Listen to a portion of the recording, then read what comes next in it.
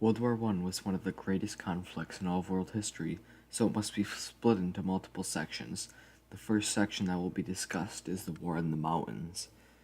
Most of the fighting in the mountains was done between the Austro-Hungarian Empire and the Kingdom of Italy. In the autumn of 1915, the third invasion came.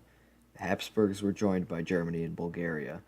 The outnumbered Serbs gave ground, and the Serbian army escaped complete and utter destruction by fleeing to the Adriatic coast and being evacuated by the French Navy. Romania was one of the few countries that remained neutral in the area until 1916 when it joined the Allies and declared war on Austria-Hungary.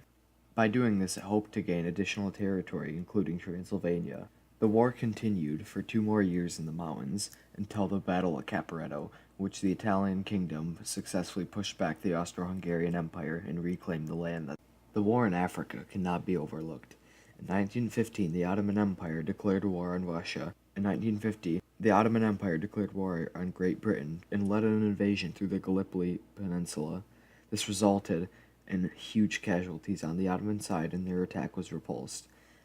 But because of this, revolt was possible in the Ottoman Empire, led by a British officer named T.E. Lawrence of Wales, who became known as Lawrence of Arabia. When the war ended, the Ottoman Empire was broken up. England and France had new borders across the Middle East, causing many problems that are prevalent today, like terrorism and border skirmishes. One of the most interesting things about history is that one thing will directly affect another, meaning that many issues that were a problem today were only directly caused by something done earlier, and this is also seen with the start of World War II.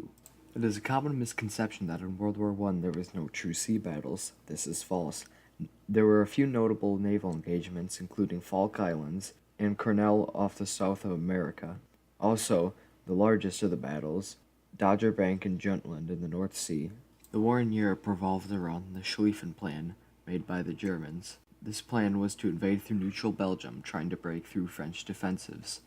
But because of this, Britain declared war, and also because of that, America did later too.